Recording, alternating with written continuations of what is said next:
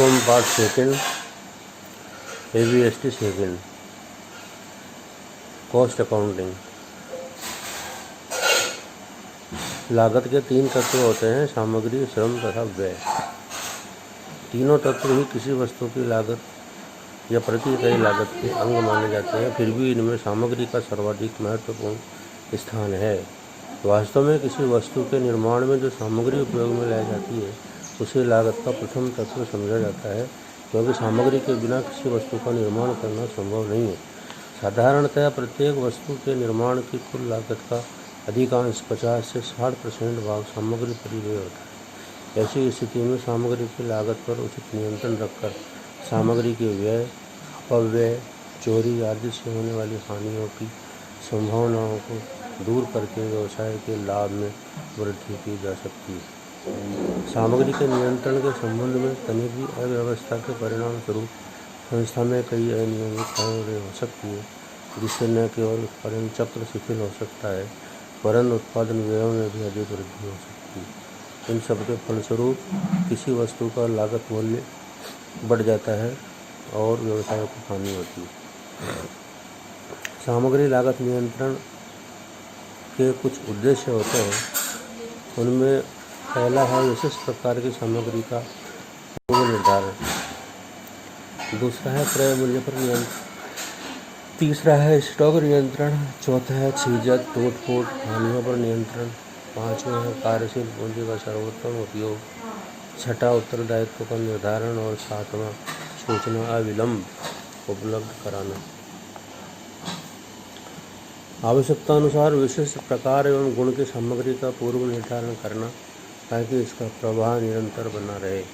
ऐसा न हो कि सामग्री एवं स्टोर के अभाव में उत्पादन प्रक्रिया में किसी प्रकार का अवरोध उत्पन्न हो जाए।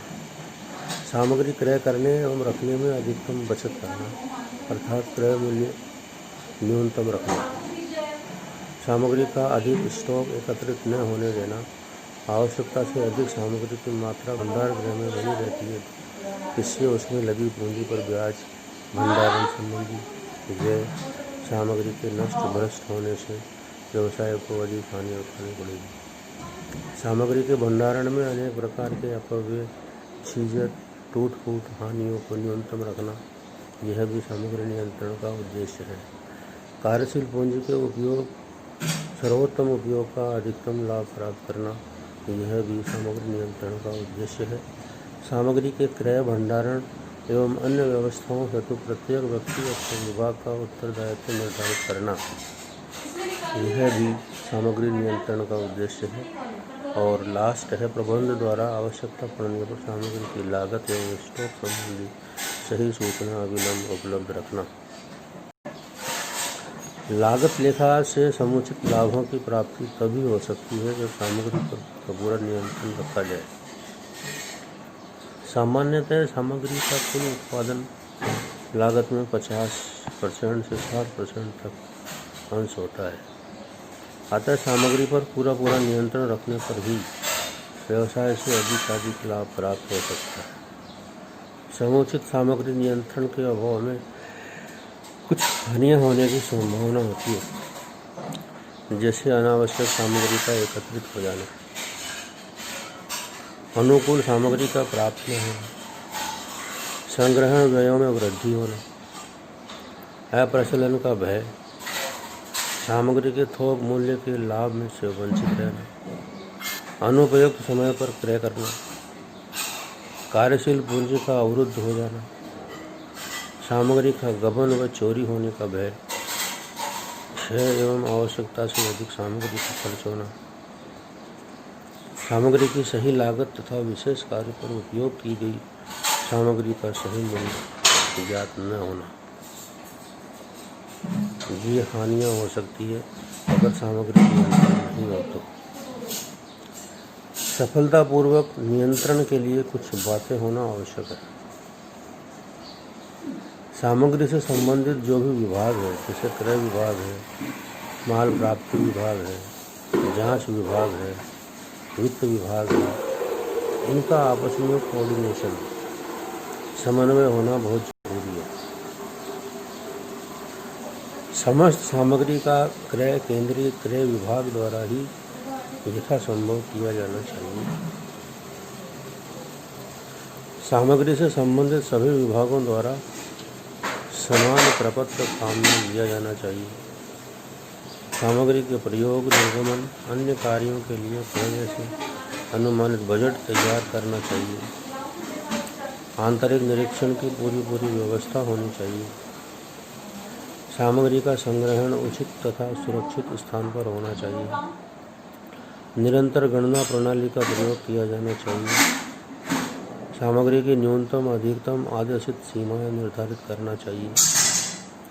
संग्रहालय में ऐसी व्यवस्था होनी चाहिए कि आवश्यकता होने पर सामग्री का निर्गमन शीघ्र हो जाए, व्यर्थ समय नष्ट न हो।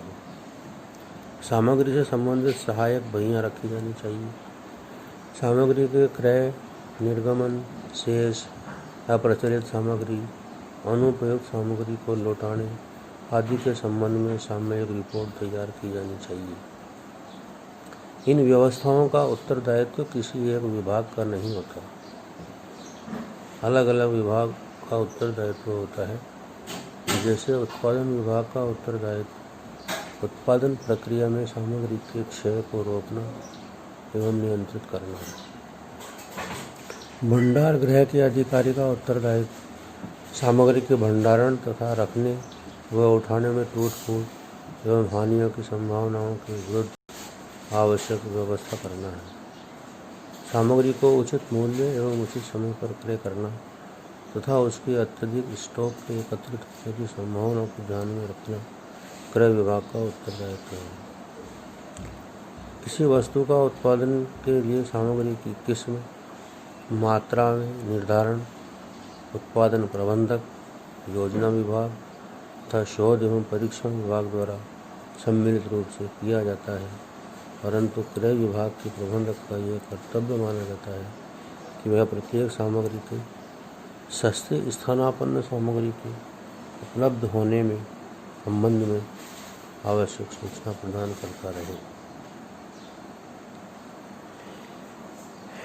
ये कुछ बातें हैं जिनको समुचित नियंत्रण के लिए काम में लिया जाना चाहिए।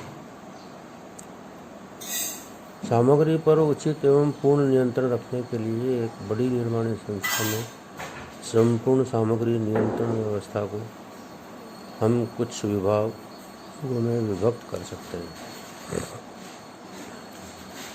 कुछ कार्यों में विभक्त कर सकते हैं, जिसमें पहला कार्य है स्टॉक नियंत्रण, यानी स्टॉक का कंट्रोल करना। इसमें न्यूनतम स्टॉक, अधिकतम स्टॉक, पुनः आदेश मात्रा, पुनः आदेश स्तर, ये सब निर्धारित किया जाता है। दूसरा है अपेक्षित सामग्री की विशिष्ट किस्म एवं मात्रा का सही निर्धारण एवं सूची बनाना। तीसरा कार्य है सामग्री का क्रय। चौथा कार्य है सामग्री की प्राप्ति, जांच एवं संग्रहण,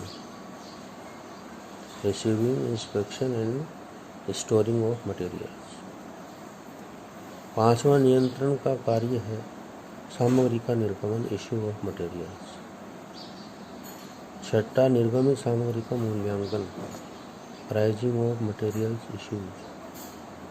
और सातवां है हस्तस्थ सामग्री की जांच, यानी कि stock taking and closing stock का वेरिफिकेशन। इस प्रकार इन कार्यों में हम जो सामग्री नियंत्रण व्यवस्था को विभक्त करते हैं, तो यह सामग्री नियंत्रण कार्य प्रभावी रूप से लागू हो सकता है।